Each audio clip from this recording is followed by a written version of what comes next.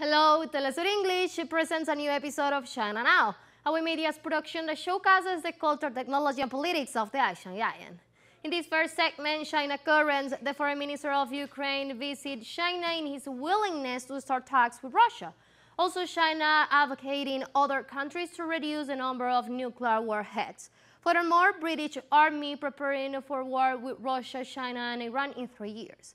And the Arab League welcomes the signing of Beijing declarations by various Palestinian factions. Let's see. China Currents is a weekly news talk show from China to the world. We cover viral news about China every week and also give you the newest updates on China's cutting-edge technologies. Let's get started.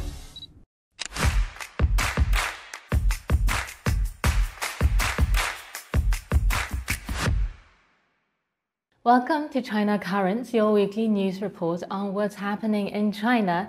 I'm Lisa. In this episode, Ukrainian foreign minister visits China, expresses willingness to start talks with Russia, and acknowledges Taiwan as an inseparable part of China. China advocates for all countries to reduce the number of nuclear warheads. The British military prepares to go to war with China, Russia and Iran in 3 years.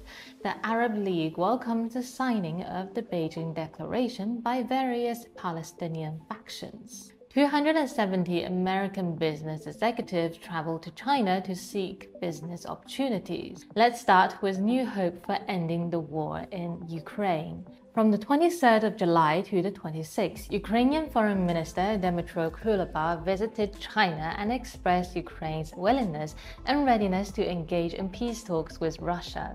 As soon as the plane landed at Guangzhou Baiyun Airport, Dmytro Kuleba posted a short video on social media, stating that one of the key focuses of the bilateral dialogue was how to restore a just and sustainable peace in Ukraine. He believes that China can play a significant role in this process. This visit marks the first time a high-ranking Ukrainian official has visited China since the outbreak of the Russia-Ukraine conflict in 2022. It is also the first official visit by a Ukrainian foreign minister to China since 2012.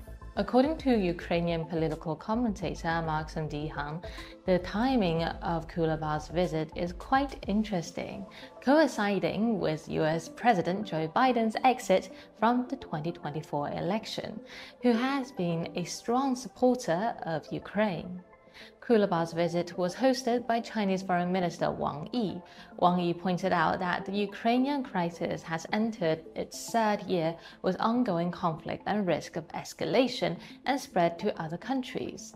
China believes that all conflicts ultimately need to return to the negotiation table and be resolved through political means. Recently, both Russia and Ukraine have shown varying degree of willingness to negotiate. Although the conditions and timings are not yet ripe, China will support all efforts conducive to peace and will continue to play a constructive role in ceasefire and peace talks. China is also concerned about the humanitarian situation in Ukraine and will continue to provide humanitarian aid. In response, Kuleba stated that China is a great country and an important economic and trade partner for Ukraine. Ukraine supports China's position on the Taiwan question and will continue to adhere to the One China principle. Interestingly, since the outbreak of the Russia-Ukraine conflict in 2022, Taiwan authorities have publicly claimed that they stand with Ukraine and have been providing substantial financial aid. According to public information, Taiwan has currently provided $40.54 million in aid for 3 million Ukrainian refugees. In contrast, the healthcare for Taiwan's 23.57 million residents in 2023 is only $140 million, which is about $17.6 million less than before the Russia-Ukraine conflict began. Even though the Taiwanese authorities have provided a medical budget for Ukrainian refugees that is much more than twice as much as that for Taiwanese residents, it is evident that such dollar diplomacy has not swayed the professionalism professionalism of Ukrainian Foreign Minister. Taipei should realize that although the $40.54 million is a lifeline for more than a quarter of Taiwanese patients, it is not enough to buy an F-16 fighter jet, which is insufficient to influence the relation between Beijing and Kyiv. As a former part of the Soviet Union, Ukraine recognized the People's Republic of China as early as October 1949 and established formal diplomatic relations with China as an internationally recognized independent state the year after the Soviet Union collapsed. On the 24th of November 1966, during the 21st session of the UN General Assembly, meeting number 2159, the Taiwan authorities cited the dual representation of Belarus, Ukraine, and the Soviet Union as justification for a similar arrangement regarding China. However, the Ukraine representative argued against Taiwan's arrangement. Instead, they supported expelling the representative of the Taiwan authorities, referred to as the Republic of China, and transferring their seat in the UN to the People's Republic of China. On the other hand, although Taiwan is not a member of the United Nations, it has condemned Russia's decision to recognize the Donetsk and Luhansk People's Republics in eastern Ukraine as sovereign and independent state because it has violated Article 2 of the United Nations Charter on the use of force against territorial integrity or political independence of any state. As a part of China, if the Taiwan authorities truly want to uphold the dignity of the United Nations Charter, then why are they increasing the military budget to $13.8 billion for 2024? If that money were invested in healthcare, Taiwan's patients could receive the same level of care as the Ukrainian refugees. While Taiwan is determined to expand its legal armed forces, Beijing is working hard to persuade the nuclear powers to reduce the number of nuclear weapons and set an example itself.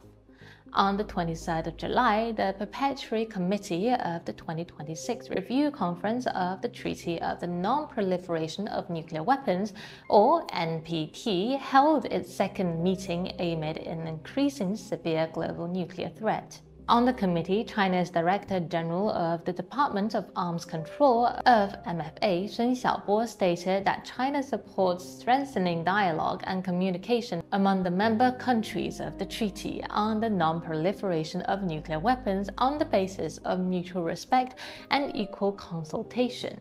Although China publicly called for a substantial progress to promote nuclear disarmament, nuclear non-proliferation, and peaceful use of nuclear energy, the Japanese government-funded media NHK World Broadcasting still claim that China is apparently expanding its nuclear capabilities. In contrast, Sun Xiaobo commented that China adhered to a self-defense nuclear strategy and has consistently maintained a no-first-use policy for nuclear weapons. China's nuclear policy remains highly stable, continuous, and predictable, representing the most meaningful form of transparency. Attempts by certain countries to distort and smear it are futile. It is worth noting that as a defeated country in World War II and the only country that has actually suffered a nuclear attack so far, Japan is nevertheless helping the US to spread its nuclear weapons in Asia. On the 18th of April 2023, the US Navy Ohio-class ballistic missile nuclear submarine sailed into East Asia for the first time.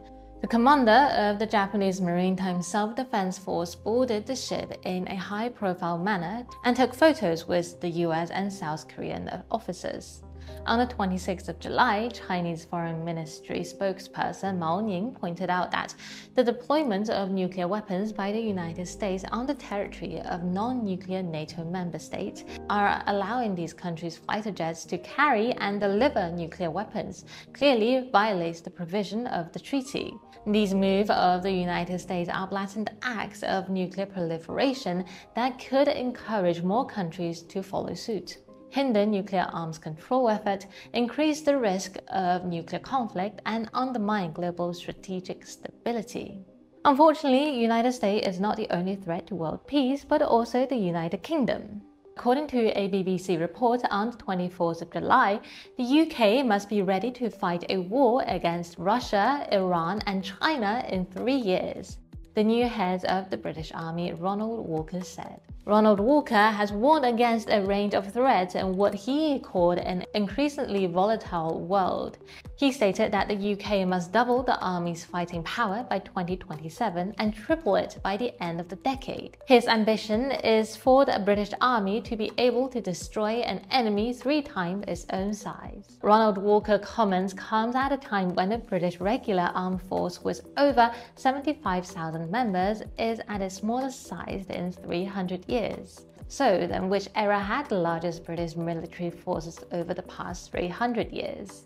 According to the British National Army Museum, the largest British army in history was during World War I. By the end of the war in 1918, the British Army has expanded to over 4 million men, relying on conscription across the entire colonial empire. However, a significant portion of these troops came from India, Australia, New Zealand, and Canada. But these are now independent democratic nations, and their citizens have the right to decide who they want to fight for. The days when someone could simply put up a notice and have others sent off to Europe to fight and die are probably long gone. Although the British colonial empire has collapsed, its negative impact continued to lead the conflict. The tragedy of the Palestinians is one of such examples. Fortunately, the consensus reached in Beijing gave the world hope that this tragedy would end. After the Beijing Declaration on Ending Divisions and Strengthening Palestinian National Unity, jointly signed by 14 Palestinian factions, including Hamas and Fatah, many countries and international organizations have expressed their approval and welcome. On the 23rd of July, the Secretary-General of the United Nations, Antonio Guterres, said he very much welcomes the signing of Beijing declarations by the Palestinian factions, adding that it was an important step towards furthering Palestinian unity. On the 24th of July, the Arab League welcomed the Beijing Declaration, which aims to end division, achieve reconciliation, and promote Palestinian national unity. In a statement, the Arab League Assistant Secretary-General for Palestine and Occupied Arab Territory, Saeed Abu Ali, expressed appreciation for China's stance supporting the Palestinian cause through various forms. He also commended the efforts and initiative of the Chinese leadership and its ongoing commitment to supporting the rights of the Palestinian people, their unity, and their just and legitimate struggle to end the Israeli occupation and establish an independent Palestinian state. Not only in diplomacy, China's economy is also attracting more and more international attention. On the 23rd of July, the US-China Business Council, a private non-profit organization of more than 270 US companies that do business in China, concluded a 3-day trip to Beijing. The purpose of the visit was to gain insight into China's future development plans following the 3rd plenary session. The delegation included executives from USCBC's board and was led by USCBC President Craig Allen, and FedEx CEO Raj Subramaniam expressed his gratitude for the opportunity to engage with Chinese leaders to promote commercial relations. During the visit, the USCBC delegation met with the Vice Premier He Lifeng and other senior Chinese officials. While American entrepreneurs are flocking to the Chinese market to look for business opportunities, on the 25th of July, U.S. Treasury Secretary Janet Yellen still claimed that she would press China to address the country's macroeconomic model that has led to overcapacity. During a press conference at the G20 Finance Minister and Central Bank Governors meeting. Following months of misleading overcapacity claims, the US in May announced a sharp increase in its Section 301 tariff on Chinese electric vehicles from 25% to 100%. The US politicians hope the global markets believe that China EV is an overcapacity industry.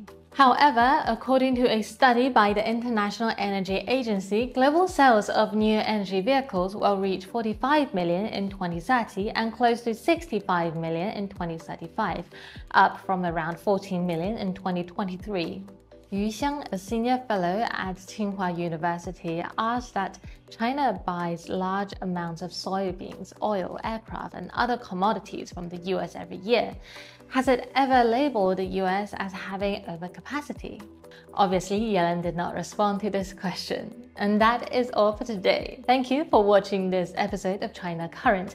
If you have any thoughts or comments about our show, please reach us at the email address below. We look forward to hearing from you and see you next time.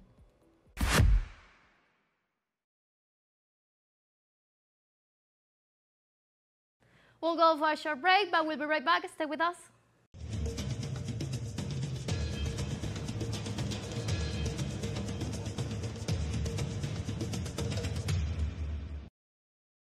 Welcome back to China Now. In this second segment, we have Thinkers Forum with the writer Andy Ward and an imperialism activist, Dee Knight, explaining how the U.S. is willing to recruit young people on a false basis to go to war with China. Also, Richard Wall, founder of Democracy at Work, talking of economy between China, U.S., and Japan, the BRICS, and G7. Enjoy. We need to remember that these young people who all were recruited into the U.S. military machine on a false basis are sitting ducks. It's crystal clear that the U.S. military leadership is prepared to sacrifice these people in the tens of thousands for a war effort against China. I want to talk about the inflection point that we find ourselves in on a global basis. It's all based on a totally discredited and outmoded desire by the U.S. leadership to dominate the world, and its increasing desperate fear that it can't do it anymore. The United States' position in the world has eroded very badly. Michael Hudson very often talks about the fact that the decline of Rome is actually reflected and mirrored in the decline of the U.S. empire that has been going on now for several decades, most notably evidenced by the 2008 financial collapse. Some people have forgotten it. It's about 15 years ago, but in fact, the U.S. economy has yet to recover from that collapse, and its share of world trade has continued to fall and fall drastically. And now with de-dollarization and the rise of BRICS, the United States can no longer impose its economic dominance of the world, and it's been essentially reduced to depending only on terrorism, on its own terrorism of military threats and bludgeoning force, while using mafia-style tactics against countries of the global majority to get them to go along with the U.S. aggressive policies against Russia, against the Palestinians, and against China.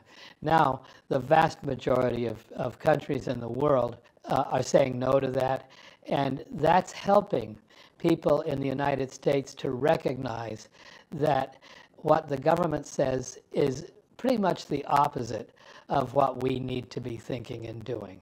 And this, of course, has been largely thanks to China, which has surpassed the U.S. economy and is the world's largest manufacturer and is dedicated to common prosperity and a shared future on a global basis. This is a very big deal for the peoples of the world, but there's a missing ingredient that is really my focus, and that is a movement in my country, the United States, that's strong enough to put a screeching halt to the ever-increasing militarist frenzy of the United States leadership.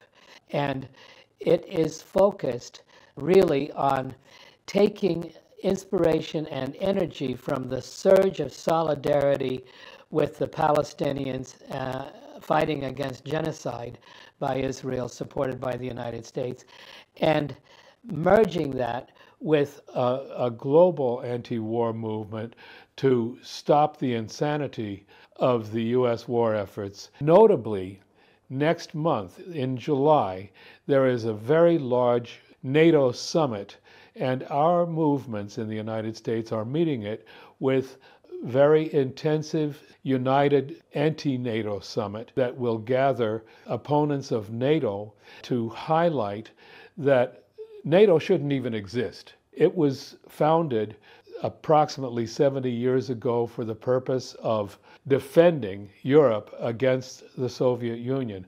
The Soviet Union collapsed in 1990. Instead of withering away, NATO has evolved from 12 member countries to, I believe, 30, maybe 31 now. And most recently, they are expanding both membership and military presence in the Far East, obviously aimed against China. Also in July, there's a RIMPAC war games of NATO navies in the Pacific that is going to involve, I believe, more than 24 countries. Many of these countries, especially in Latin America, are themselves long-term victims of U.S. domination and interference of every possible kind. Now there are about 400,000 U.S. sailors and soldiers deployed in the Pacific theater. Most of them are with the U.S. allies in the Far East, South Korea and Japan, especially in its colony Okinawa, but they also have significant base presence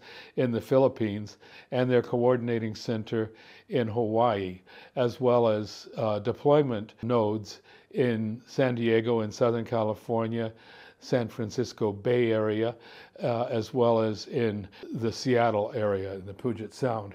These are all areas that have a tradition of active duty resistance. The training programs that all of the military branches in the United States use are anti-human, not only physically against the recruits, but also they inculcate a deeply racist culture and brutality in these soldiers that many, many have fought against. There is a GI resistance hotline based on the West Coast that has seen an increase from about 10,000 inquiries a year to about 30,000 inquiries in the most recent period. If we can bring this united front against fascism and militarism as a strengthening force to support these GIs, we will be able to provide the missing ingredient that has made it frustrating, often difficult, if not impossible, for soldiers and sailors to have the courage to say no. They need a strong civilian movement behind it. But when they do have it, as they did, for example, during the Vietnam War period, they can be the critical force that actually disarms the U.S. military machine. I remember very well back in 1969, there was a sanctuary movement in which dozens of U.S. GIs, soldiers and sailors, refused to be deployed to Vietnam. The result was electrifying. It's true that it faced significant military repression, but it also spread like wildfire among the troops.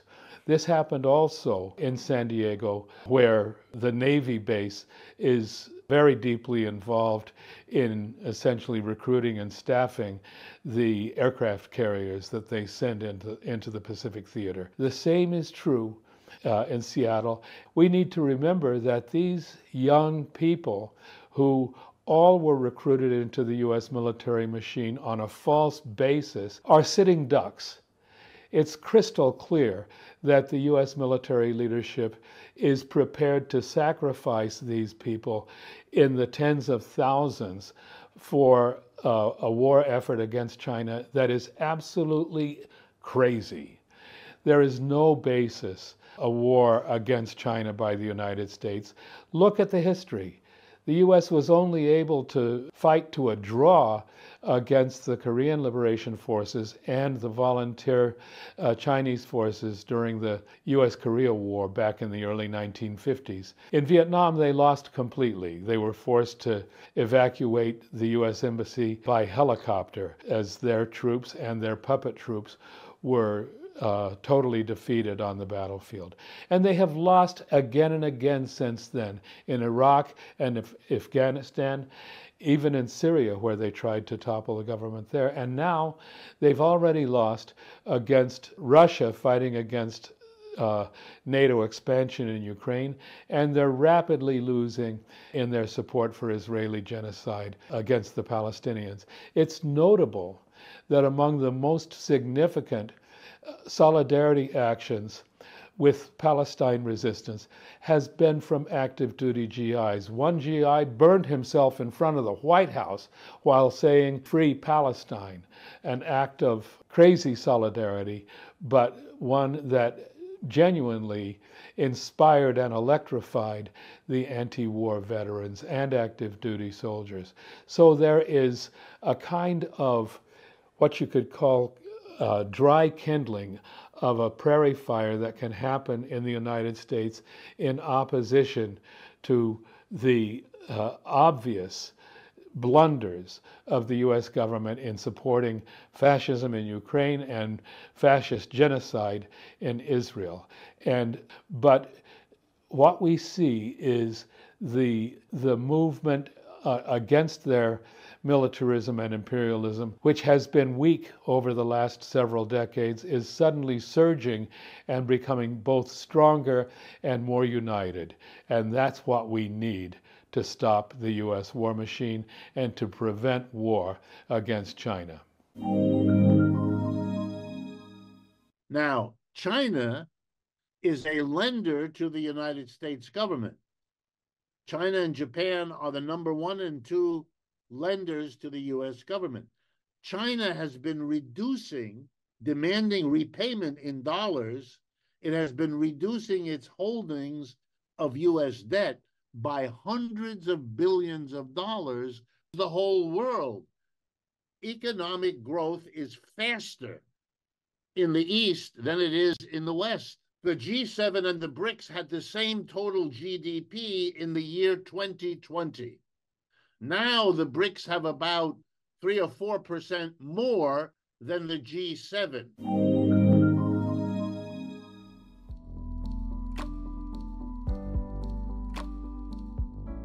Capitalism has always had financial problems. The way the system works produces financial problems. Here in the United States, we have a governmental system that works as follows. On the one hand, you have corporations and the rich. They are a minority, but they provide the money for political parties. The political party, Republican and Democrat, spend an enormous amount of money. They buy time on television. Everything is done by mass media, by social media, and so forth. So for a candidate or a party to win, they need to get a lot of money. And that money comes overwhelmingly from corporations and the rich. And they don't want to be taxed. So what corporations and the rich want from the government is lots of service. They want 800 military bases so that nobody will interfere with exports or imports or all of that. They want the government to help them, to educate workers so that they are productive, to all of that. Prisons, we have an enormous prison population, all of that. Then there are the mass of people, the working class, the employees.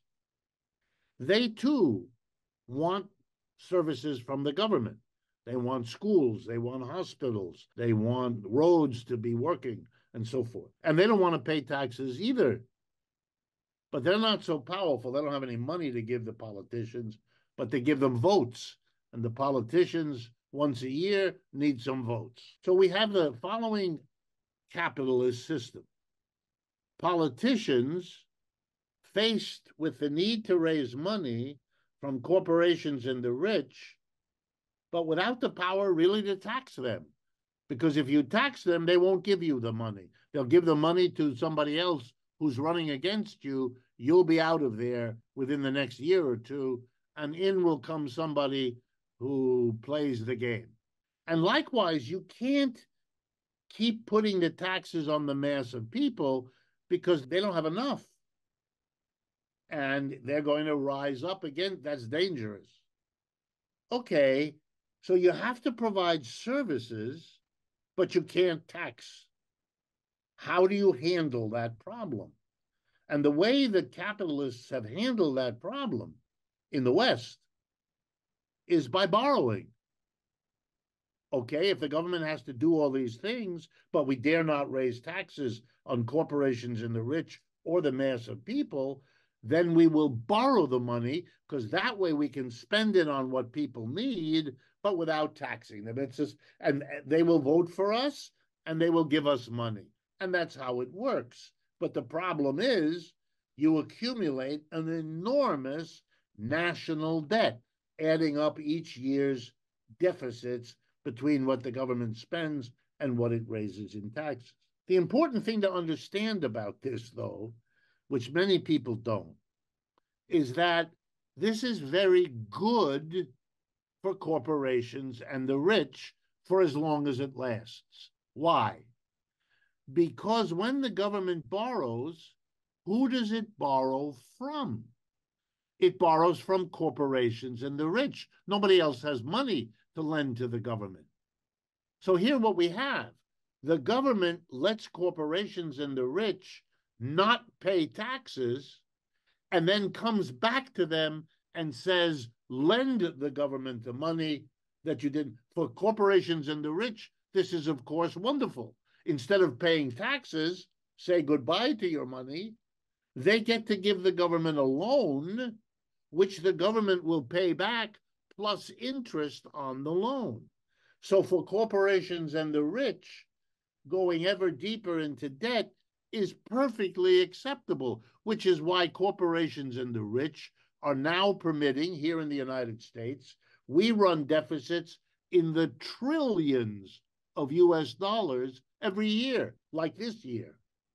And corporations and the rich, they worry only because at a certain point, when you borrow more and more, you run the risk that some of the lenders, the very corporations and the rich, will decide it is too risky. You are so in debt that there may be an uprising from the people which will say you cannot repay the debt. You have to take care of us first. Now, China is a lender to the United States government. China and Japan are the number 1 and 2 lenders to the US government. China has been reducing, demanding repayment in dollars. It has been reducing its holdings of US debt by hundreds of billions of dollars over the last few years. This is an important sign that in China, too, there's the beginning of the worry that the debts are going up so fast that you're getting closer to a crisis when the mass of people say, we will not continue to pay the taxes. You need to repay the debt, which you only got because you weren't willing to tax corporations and the rich. That's why in the United States, an enormous amount of time and energy is spent by leading economists to explain deficits and national debts in every conceivable way other than what I've just told you, because they don't want the mass of people to realize that a debt is simply postponing the burden of taxation on the employees in order to benefit the employers who get out of paying a tax and have a government loan instead. If the mass of people understood what I've just told you, then they would not allow this kind of deficit spending, and they would demand that taxes be raised on corporations and the rich, because they have evaded their share of taxes for many years, and because they are the richest and therefore most able to pay to get out. But my guess is we're not going to solve this problem until it blows up. And if you ask me, when will it blow up? I can't answer that question, because that's a question really of when does capitalism run out of its mechanisms to stay in power? I think that capitalism is declining everywhere in the world, with the exceptions, perhaps, of Asia. The best way to understand these issues is to be historical in your approach. And the history of capitalism should be understood as the history of movement, of change, of relocation of capitalist industry, because that has been the reality from the beginning. If we date the origin of modern capitalism in England in the 17th and 18th century, then obviously we know the story of relocation, because England is now empty of most capitalist industry. It has left England and moved elsewhere. Initially, it moved from England to Western Europe. From Western Europe, it moved to the United States, to North America. It moved to Japan. And eventually it moved everywhere in the sense of colonialism and imperialism. That were the last 4 or 5 centuries have been basically the story of capitalism spreading, relocating. And I particularly want to focus on the center, the dynamic center of capitalism. Because, for example, even though capitalism relocated its center out of Britain, it still left capitalism in Britain, but it wasn't the dynamic growth center of capitalism. That has not been British for over a century at this point. We know where the center of capitalism went, because we know that the British Empire declined in the 19th and 20th century, and the American Empire rose, particularly in the 20th century, and it became the dominant, explosive growth center. And by that I mean where GDP grows quickly, where huge numbers of people leave agriculture and move from rural to urban, move from farm work to industrial work. We can see where the dynamic center of capitalism has relocated. And now comes my important point, I think. Over the last 30, 40 years, we have seen the latest relocation of the dynamic center of capitalist industry and growth.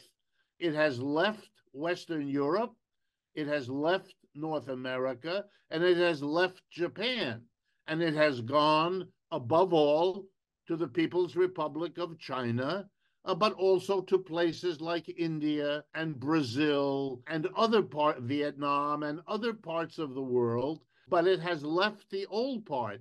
And that is how capitalism has always worked. It has always relocated following where profits were the greatest. And so, for example, here in the United States, many companies, many of our largest corporations over the last 40 years grew their enterprises in China or in India or in Brazil or in Vietnam. Wages were lower, India, China, and Brazil, and the economic market was growing faster than in Europe, North America, and Japan. And we are seeing the consequences for those that are able to see it, who are able to admit it, who are not blinded by their own ideology. And I have to tell you that in much of Europe and in much of North America, the major response to the relocation of capitalism to the East, mostly to the South and the East, has been what psychologists call denial. They haven't admitted it. Politicians have felt that what they must say to the people is that we are strong and we are powerful and we are what we were. This has happened before in history. It takes some time before the people living through the relocation of capitalism will finally be able to face it, to admit it, and to begin to deal with it. We're not there yet. And whether you look at the war in Ukraine, or you look at foreign policy of the West, or you look, for example, at the conflict around Taiwan in the South China Sea, you see a West that still thinks it has the dominant power. It doesn't. And the statistic I use to drive this point home to people is that if you look at the GDP, the gross domestic product, which measures the total output of goods and services in 1 year, if you look at the total GDP of the United States and its major allies, the G7, United States, Canada, Japan, Britain, France, Germany, and Italy, it is significantly less right now than the GDP of China and its allies in the BRICS, BRICA, that other new alliance. So that tells the whole world economic growth is faster in the East than it is in the West. The G7 and the BRICS had the same total GDP in the year 2020. Now the BRICS have about 3 or 4% more than the G7. And that shows you that the gap between them is getting larger. This is reshaping global capitalism and all world affairs. We are living through that, but I think the important thing is to realize that this is what's going on, to understand that every country in the world, your country, my country, all are now rethinking their foreign policies, their place in the world, the future of their industries, because the economic situation of the world economy is changing so dramatically.